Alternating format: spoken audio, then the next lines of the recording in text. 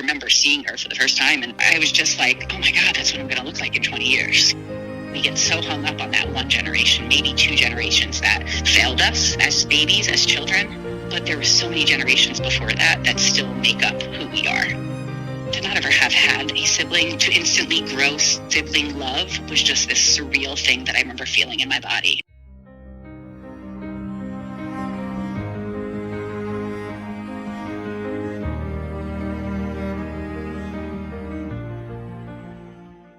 Heather was adopted at 2 years old by her mother's boss and his wife. Once she knew that, she always kind of wondered why, and her adoptive father said that he would help her if she ever wanted to search for her birth mother. At the age of 16, she found her birth mother's address, but it took a few more years before she was comfortable to start searching for her online.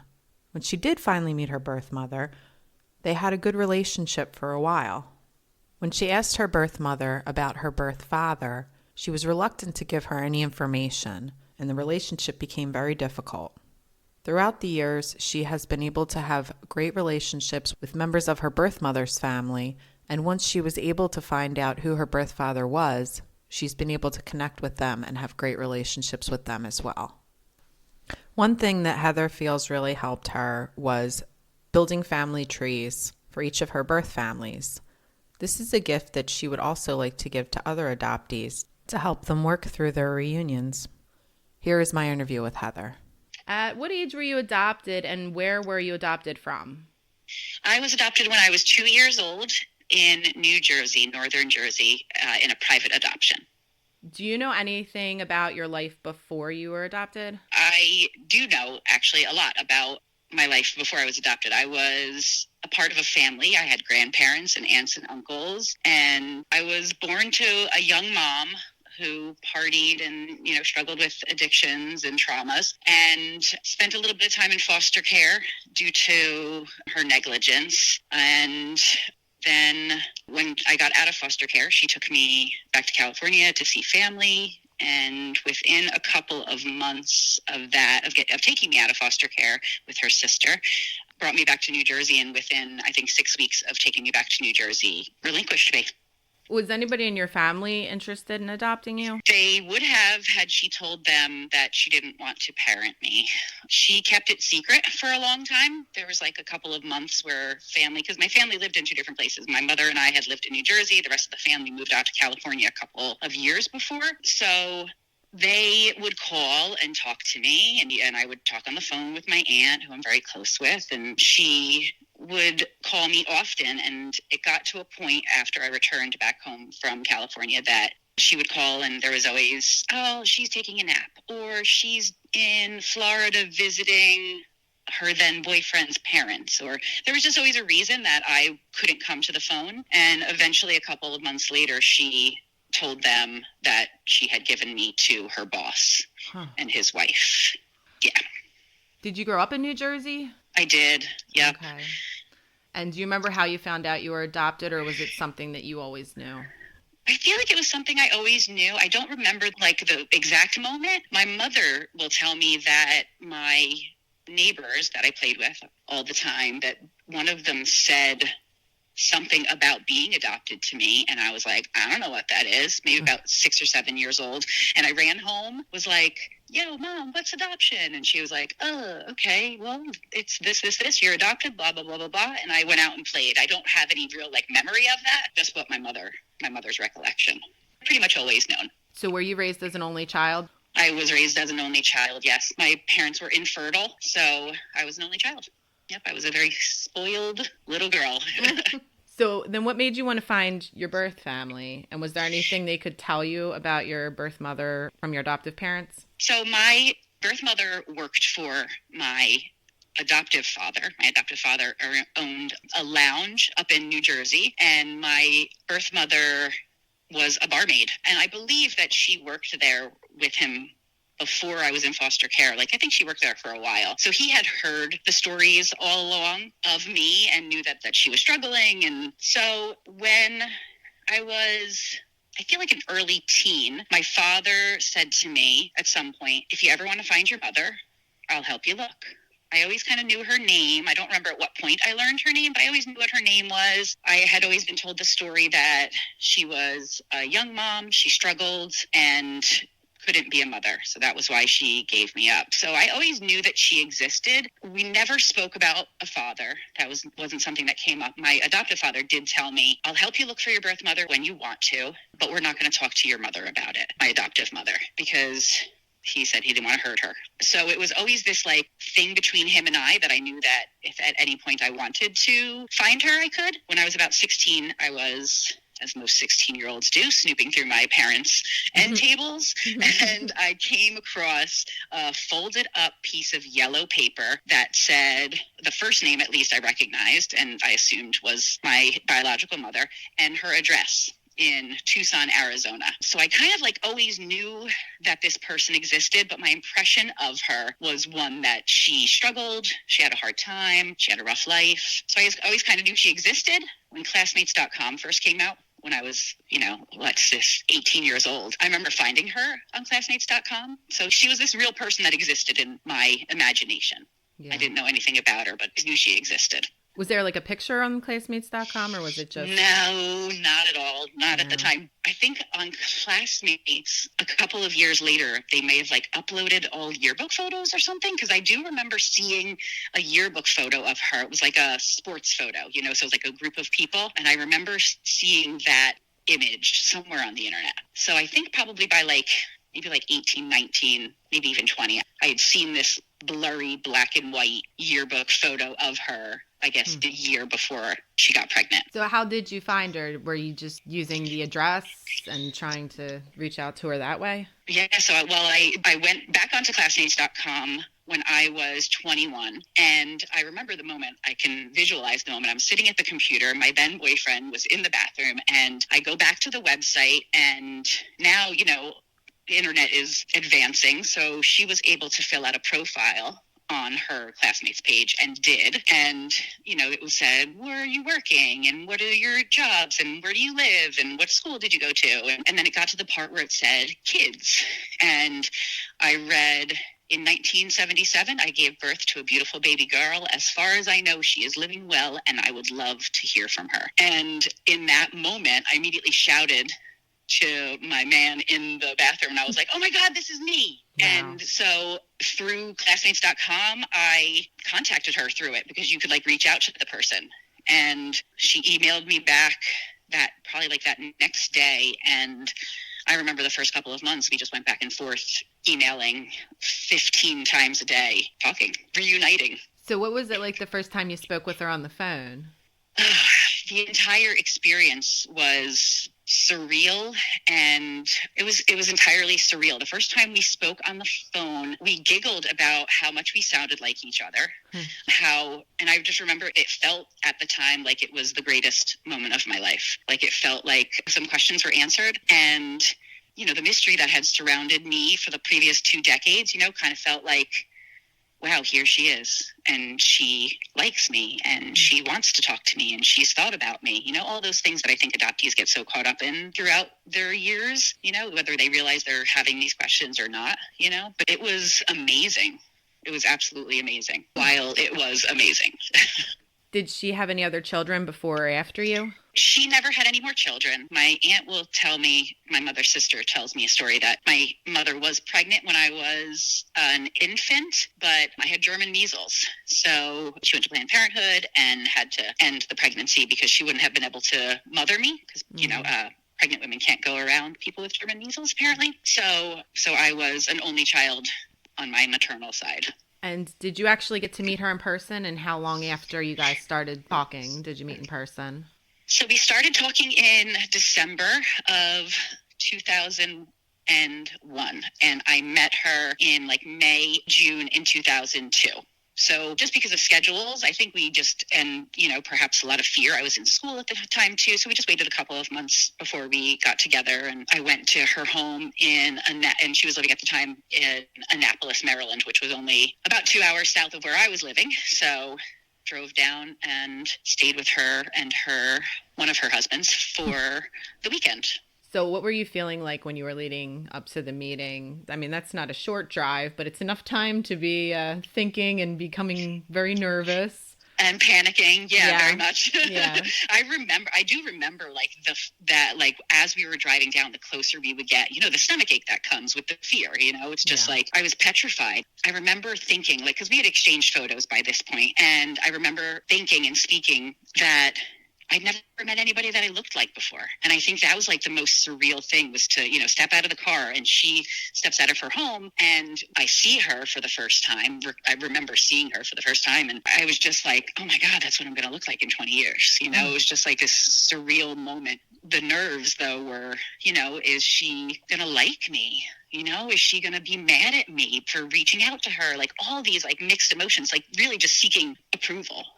I think, from her in that situation. Yeah, just like some kind of confirmation that it was just going to be okay. Right.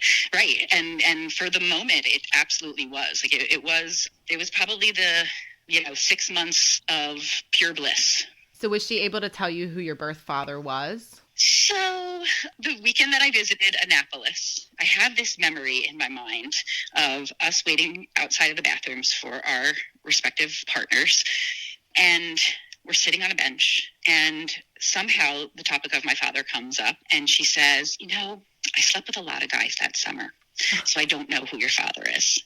I don't know which one it is, So I thought to myself, well, dang, just like, give me some names. Make a list. Give me some. And she was reluctant to give me any names. She said to me at one point, and this is, there's like these like moments that just like stand out in my mind that have kind of like formed my opinion of her now as like an adult. And she said, well, I don't want you to drop a bomb on someone. And that was the moment that it was like, from then on, she just refused to give me any more information about my paternal side. And over the course of 6 or 8 months that we were communicating, I just started to develop a lot of anger for her. I think a lot of the emotions that I didn't know I was allowed to even have, or didn't recognize that they were from this, abandonment trauma. I just suddenly, I was angry. I was very mad. I was very mad at her. And the fact that she wouldn't tell me who my father was made me feel, again, another loss of control. And I hated her. And so about probably maybe a year and a half after we reunited, things got very ugly between us. I was incredibly mad and voiced it to her often. And subsequently, like, because she didn't tell me who my father was, that was kind of the thing that drove us apart. And we became estranged about 4 or 5 years after we reunited. It just became a very toxic relationship. And I only saw her that one time, except for the other time where she stopped by the bar that I worked at. I turned around at the bar and she was sitting there at the bar. And I was like, oh my God, what are you doing here? I didn't want you to come here. So the father thing was always a big point of contention between us.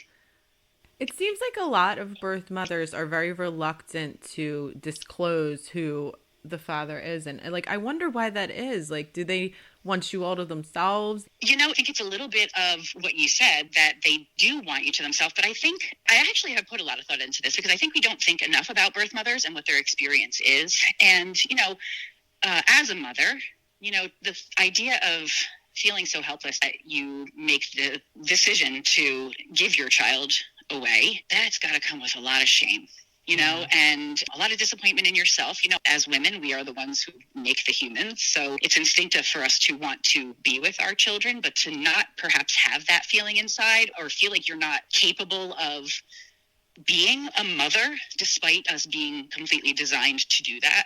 I think a lot of shame comes with it. And I think that admitting, you go back to that moment of conception when you think about, like, who is this child's father? I think you go right back to that moment of conception, and whether it was you shouldn't have been where you were, or you were partying and you made a mistake, or, all the different things that come with these stigmas that we put on women, then you have this child that you can't keep. So I just think it's like this, I think it's so shame-filled. And I think there is a bit of jealousy perhaps that comes with when the child then connects with their paternal side. I belong to a lot of different pages of adoptees, and I see the story time and time again of everything was great with my mom and I, and then I met my birth father and everything changed. And it just becomes almost like this gatekeeping. It seems like, maybe their stories change about your conception, or just stories change once fathers come into the pictures. And I think it just has to do with shame. The mom's just feeling unsupported and having to make this decision to, give their child up, in my opinion. Yeah, it's kind of like they were alone in the whole thing. They carried the baby, and then they had to make that choice without any support from the father, whether or not he even knew. They still did it on their own, so they kind of feel like it was their experience. Very much. And especially in my case, I found out many years later about the night that I was conceived, and it was a one-night stand. They never saw each other again. So here is this, young teenager who is left pregnant with a baby that they may or may not have wanted. And the man in this situation, kind of gets off scot-free. At least so it seems, and that's the perception that my birth mother had was, well, I'm not going to tell this guy. I don't even know where to find him. She knew his name, but I found out subsequently years later. But there's another layer of that shame. How do I call up this guy that I don't really know and tell him that I have a child with him? It's traumatic. All of it is traumatic, and I think that there is some gatekeeping. We make the babies. That's our person. Yeah. Yeah. So how did you eventually find him? The power of DNA. My mother and I, like I said, we were estranged for probably about 15 years. In that 15 years, I thought I, healed from the trauma of adoption and felt brave enough to reach back out to my birth aunt, who I was very close with, who had messaged me on Facebook probably 5 years prior, and finally clicked on the link, and it notified her that I opened up the message. So she wrote back and she's like, "Oh my God, you got the message, you're alive, yada, yada, yada." So we reunite. I reunited with my maternal family. I thought that, I'm cool. I can see my mom. I can hang out with her. I'm healed from all of this.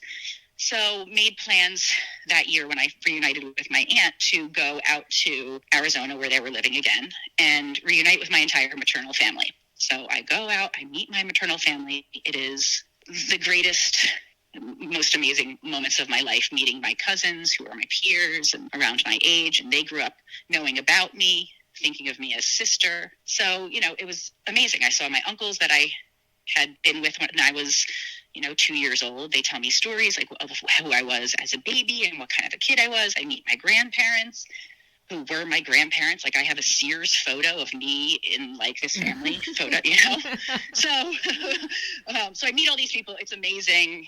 Everything happens, but still my birth mother will not tell me who my birth father is. So a couple of months after I return home from Arizona and have this amazing whirlwind experience, I feel like my life is coming together. My aunt calls me up and says, "Hey, Ancestry is having a sale on their DNA tests. Me and Kevin, her then husband, we're going to do this test, and maybe you and your husband should do it too." I'm like, you know what? You're right. I've always wondered what ethnicity I was. Never even popped into my head that I might be able to get more information about my genetics. I really was I was raised in an Italian family. I'd love to know if I was Italian. And that was pretty much my reasoning for doing it. So I got the results back when my aunt called me up and was like, "Hey, I have a new ancestry match." And it was me. So texting live with her as I'm opening up the page. And I see her and I'm like, "Oh my gosh, Auntie, there you are. There's your name." And right below her name is another name, another female name.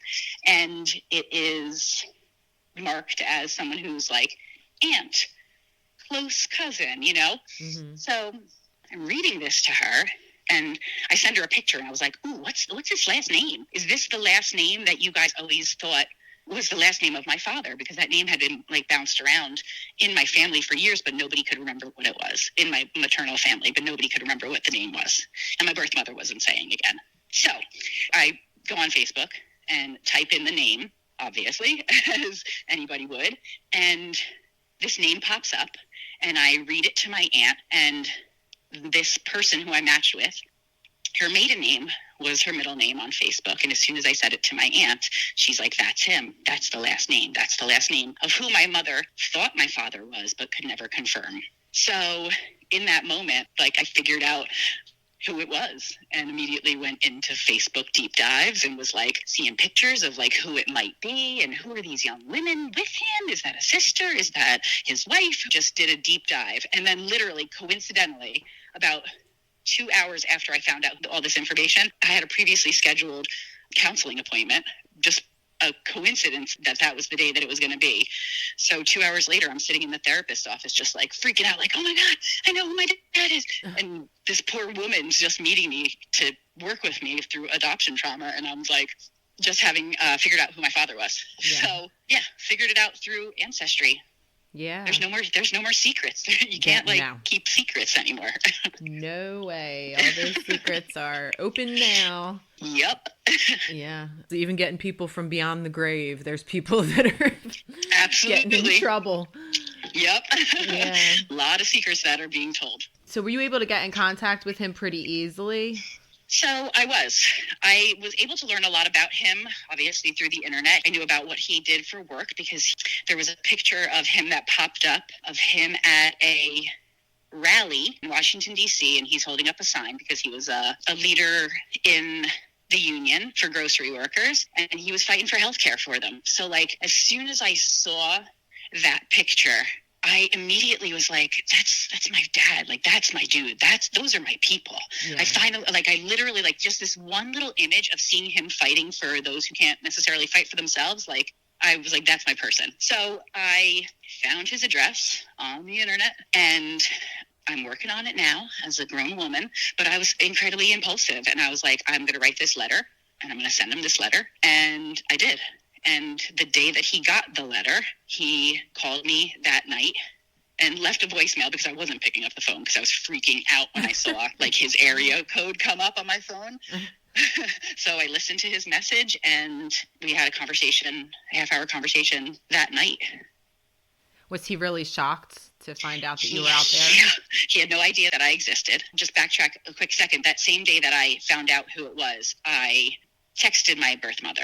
We were not, things were not great between us. I thought that I, had, quote, healed from my trauma, but I learned later that I hadn't even scratched the surface. But I texted her the last name. And I said, here's this last name that came up. And she said, okay, this is his first name. So it just became like immediately in that moment when she acknowledged and confirmed him, who he was, I kind of felt like I had a little bit of control back. Like I was like, here was this person that was holding this information from me. She didn't think that I deserved to know who my father was. She didn't think that he deserved to know that he had a daughter. And now I didn't need her anymore. So it was like this, it made me feel so independent from her that I had never felt before. For 40 years at that point, I had felt completely under her thumb. My life was controlled by the decisions that she made for herself. So now here I am, I have this information. She confirmed who it was, and we had a conversation right away. Did he live close to you at the time, and were you able to meet up with him? Yeah, he did. He actually lives an hour and a half away in New Jersey, and he was shocked, obviously, to learn that he had a daughter. He had other children, but they were about 20 years younger than me.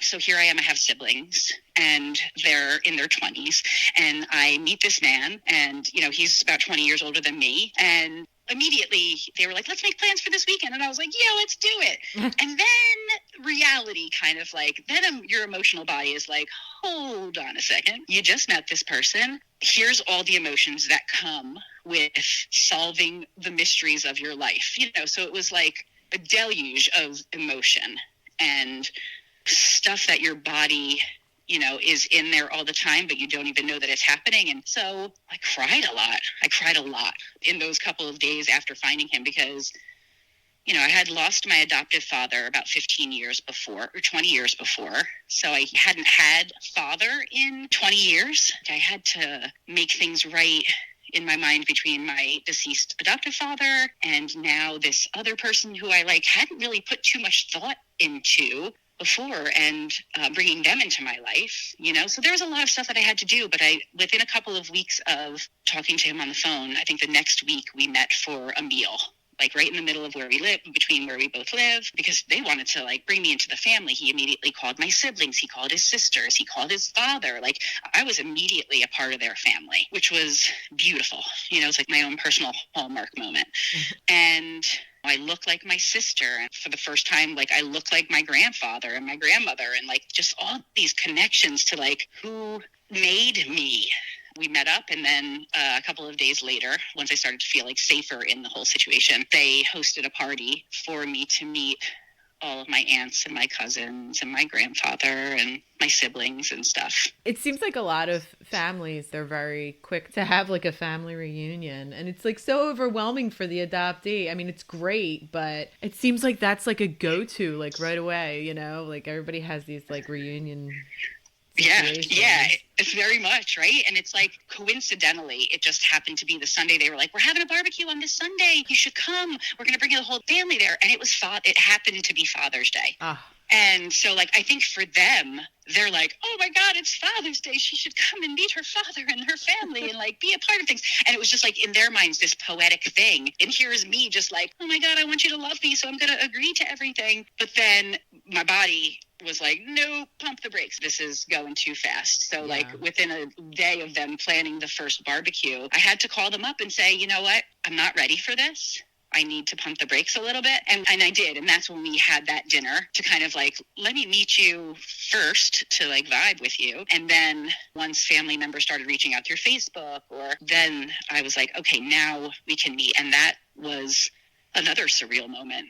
Because again, it was like, well, first meeting peers that I think that are around your age, like your age group, whether it's cousins or siblings, that was like incredibly powerful to me, because not only do I look like them, but those are the people that you are going to grow old with, you hope, right? If like the reunion works out and everything is like Hallmark and stays that way. But those are also the people that you would have been raised with. I was so excited to have solved the mysteries that have been swirling in my mind for 4 decades. But then also you have to face those moments of where do you fit? That feeling comes in, I think, pretty quickly after reunion, at least in my experience and other adoptees that I've spoken to. Yeah, definitely. I mean, it's a whole thing of like, yes, these are the people around your age, and these are the people that, will be around when you're older. But at the same point, you're like, well, I didn't grow up with them, so how do I connect with them at this point? It's very difficult. Confusing. Yeah. It is very difficult. It's super confusing. I think a lot of adoptees, I will say in my observation, a lot of adoptees always kind of have that nagging feeling of not fitting in. There are many that do feel like adoption hasn't impacted them at all. I wasn't one of those. I kind of always felt like the black sheep in my family. When I got old enough, I got tattoos, and I was like the badass of the group. And like, here are my other cousins going to like Dartmouth and Yale, and I'm like over here like at the tattoo shop. So, I always had this sense of not belonging. And then you think, oh, well, I'm going to meet my tribe and everything is going to be fixed because now I'm with my people. But then there's these moments after I visited my maternal family in Tucson, very quickly after was Thanksgiving, and they sent me a family picture of all of them sitting at a table for Thanksgiving. And it was just this glaring moment for me that was like, man, like I don't know what that tradition is. I don't know what that feels like to sit at that table with them. What are they doing that they've done every single year? And then the inside jokes come in and remember when this happened? And, it just becomes really super obvious. And I experienced the same thing with my paternal side. It just becomes so obvious if you get the chance to visit their home and you see pictures and, this was grandma's vase. And you don't even know the story of where that vase might have come from. And so, there's just a second layer of isolation that I think comes in. Not an isolation enough to make me not want to explore, but just a reality that this might be just kind of like the station in life, and this is the thing that we have to live with. Yeah. Because of someone else's decisions. And it's weird because it's like, then it's like, what do you do? Do you expect gifts at Christmas, or like, do you not expect anything? Right. How much? Where do you fit? Exactly. How much to expect, really? Right. I think the expectation that comes from reunion itself is its own thing. I gained 2 whole families. You have your adoptive family, and then I had my spouse's family, and now I've gained 2 more sets of full family with like cousins and uncles and aunts and like all these people, and then you have to fit them all in to this life that you had been living before, and maybe you didn't even have time for the people who were in your life for its entirety, like Yeah. my cousins and I don't speak as often as we used to, or as much as I would like. And so now I have other cousins that I have to pull into the mix, and then I have siblings that I have to pull into the mix. It comes with a bit of overwhelm, because you want to belong to all these things. So you're not going to, an adoptee is not going to like refuse the affection from their biological family if it's healthy love that they're giving, because you want to belong to that too. Like sometimes my dad will text and be like, oh man, I haven't hit him up in a week. Or like my cousins will reach out through text and I'm like, oh crap, it just didn't pop into my head to think of them, to send them a message, So it's like this moment of just like, you expect to be welcomed right in and to feel really comfortable in it. But the reality kind of still for me has been that I can't quite catch up with all the socializing that it requires to be family, Yeah. Yeah. Yeah. It's like those relationships start out kind of fragile because they need attention and need to be fostered. But at the same point, it's a lot to keep up with. It is a lot to keep up with. And then you eventually find, like, once the honeymoon period is over, which every relationship and reunion on this planet goes through, like that phase of just like the newness kind of wears off, everybody's settling back into their life, they're incorporated into your life. And then it's like, well, maybe they're not reaching out as much for a reason. Yeah. Maybe I'm not really a part of things like I think that I could be, should be, want to be. They've told me that I am. Then there comes this other reckoning with yourself of just, do they still want me? Do they really want me? So a lot of layers. Yeah. It's like, did they not like what I posted on Facebook? Was there something I said the last time I saw them that made them uncomfortable? Then you get like in your own head about why aren't they reaching out to me? Very much. And you're like gaslighting yourself. Like once I discovered all my family and reunited with everybody, I started finding coming out of the fog was a real thing that happens. And for me, it led me to want to advocate for other adoptees. So here I am now. My truth now is like sometimes unpopular opinions about adoption and what adoption looks like for adoptees, and I'm putting this information out there and I start to wonder like, well, what are they going to think about it? Like, are they going to be mad about that I'm putting this out there? Are they like, so you're like, the reunion put me into this other place of advocacy with other adoptees, but you still have to hope that the other people will accept you for the new you that you become after you've been in reunion. So it's a lot of work to go to accept other people into your life and to be willing to search for your tribe. It takes a lot of work, a lot of emotional work. How long has it been, and do you feel like the relationships have evolved in any positive or negative ways? Well, it was 2017 when I reconnected with my maternal family, and for everyone except for my mother, the relationships are amazing. When I left Tucson, my birth aunt started a group chat with my two cousins, the four of us, and my husband is on there as well. So there is just this pipeline of conversation that happens between us. So I feel very connected. We send each other pictures of our children. Ironically, my two cousins, who I hold so dear to my heart, all of us have children that were born in early January, like within 2 days of one another. So like there's this great unity and bonding there. My biological mother and I have been estranged we haven't spoken in over a year, maybe 2 years. There's just been angry conversations, short conversations back and forth for the past couple of years. But we are estranged, and I have, for right now, closed the door to any opportunity for reunion. I don't see it as something that's necessary in my life. I feel like I've gotten the rest of the family that I had always desired for her to give me information about. And now that I have them, I don't want to include a toxic person into my life, which is unfortunate. And I'm still reckoning with that, of not desiring my birth mother in my life. And my paternal family is wonderful. There was some hiccups in the very beginning that, that I had to work through and that I'm still working through when it comes to just my mother's recollection of things. But my sister and I are so incredibly close. To not ever have had a sibling, to instantly grow sibling love was just this surreal thing that I remember feeling in my body. And so she and I are incredibly close. My brother and I are close. He lives across the country, so I don't get to see him or speak to him as much as I would like to. But, we send very meaningful messages back to one another, and there is like deep peer sibling love, or at least what I perceive it to be, because I didn't grow up with it. So now I'm, creating it. It has been wonderful getting to have them in my life.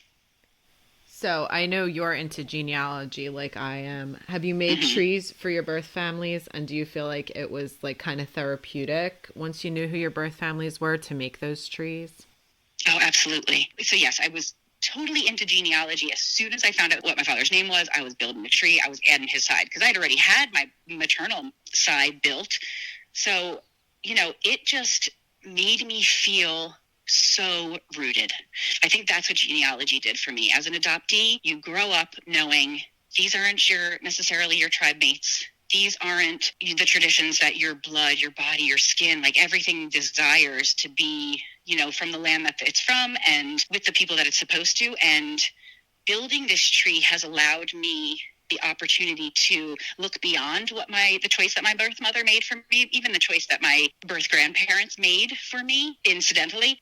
And I got deep roots. I have really super deep roots in this country. I have really super deep roots in New Jersey. And I've traveled New England and New Jersey to go to cemeteries, to walk the land that my people walked, and to make those connections. And, it's like this blessing and a curse, because as an adoptee, not having had that, you look at the average person who's raised with their tribe and they don't know how good it is to have that tribal information, So here I am, middle-aged, now learning all this information. And it's like it's this huge gift to see that, like, sure, my mother made this choice, my grandparents made their choice, but the generations and generations and generations before them, I have their DNA in me as well. And I look like them and I have their traits. And it has been incredibly therapeutic to just be able to humanize my mother and realize that she is fallible, but I have really deep roots. Have super deep roots right here where I stand, like in this area of this country. I have really deep roots, and I have found it incredibly therapeutic to go and do research on my ancestors. And, I'm lucky enough that I can do that. Most of my family is English. It came from England, so there's tons of records. But for me, it has been wildly therapeutic, and I hope to give that to other adoptees, because I think, well, I know we get so hung up on that one generation, maybe two generations that failed us as babies, as children. But there were so many generations before that still make up who we are. And to know who they are and to be able to walk their land, that just brought connection back for me. Yeah, that's awesome. I did a similar thing. I went to Williamsburg to check out some of the places that my dad's mother's family lived. You just get a feeling when you're there. It just feels like, I wouldn't say it feels like home, but it feels like a familiar place. Absolutely. Well, is it not? In some level, it is home, right? Yeah. When I drive over the bridge going back into New Jersey, I have always kind of felt that feeling, because I just love being from New Jersey, and I have always felt very proud of being from New Jersey, and I loved the land that I lived on in my adoptive family. I loved it. And then to find out that I have these incredibly deep roots in New Jersey did not surprise me at all, because that feeling was very palpable in me. And to this day, when I cross that bridge into Jersey, I immediately feel home. Yeah. It really is and I haven't lived there in 25 years, but it immediately feels like coming back to it's coming back. It's coming home. So what would you tell other people who are thinking about looking for their birth parents and they might be kind of nervous or scared? Well, the first thing that I would encourage them to do is find your group. Find other adoptees who have gone through this. I had that same therapist that I was seeing the day that I found out who my birth father was. She recommended to me, very nonchalant, hey, well, why don't you go find an adoptee support page on social media? And I was just like, what? It was just this simple thing that I'd never considered doing. And immediately when I did that, just reading, I think I stumbled upon a page that asked the question, how does it feel to be adopted? And there was literally a list of responses. And as I sat at my kitchen counter reading that list, weeping uncontrollably, because holy moly, those are the feelings that I felt that caused me to feel like I was broken throughout my entire life. But here it is, just symptomatic of the trauma of adoption and trauma of relinquishment. Finding your people is, no one on this planet will know what it's like to be an adoptee except for adoptees. So I would say the first things first is find your network. Adoptees have been the most supportive, kindest people that I have ever met or had the pleasure of, talking with on social media in my life. So I think finding your people that can support you is number one, because they will catch you and they can relate to what your experience is. Every single moment of it, they can relate. And I would say find, if you can, as a backup, a therapist who knows about adoption trained therapist. as a backup, because biologically things happen to us with maternal relinquishment, and you might need some help, some support in some things to understand why your brain was wired the way that it was. We're not broken. We weren't given away because anything was wrong with us. And our brain needs sometimes some support to help rewiring it back to the way that it would have been had we not dealt with that primal wound of maternal relinquishment. And I say 100% to all of my friends that I have who are adopted, who haven't searched for their families yet, I say it's the hardest thing ever and the greatest gift. And I think it's entirely necessary for us to, even if you don't have a good reunion and you don't get what you necessarily thought you wanted out of it, the work that you do in finding the people and the emotional stuff that comes with it is the work that needs to be done regardless. So at least, maybe end the mystery if you can, because then once the mystery has been solved of who these people might be, whether they accept you in or not, there's that part of healing can begin. You have all of the answers, and then you can start to heal. And maybe you get lucky and you have a completely hallmark relationship with your family and with your biological family, and everything goes very well. But either way, I think it's entirely worth it for yourself. We're not secrets. We are not things that need to be hidden. We are real humans that have real unacknowledged trauma. Maternal abandonment is trauma, and arguably the only trauma that exists that isn't even recognized as trauma. So finding your people is vital. Yeah, that's very good advice. Definitely to have some support, and especially people that have gone through it before. Absolutely. Vital, I would argue. Well, thank you so much for letting me interview you. Thank you so much for interviewing me. This is really wonderful.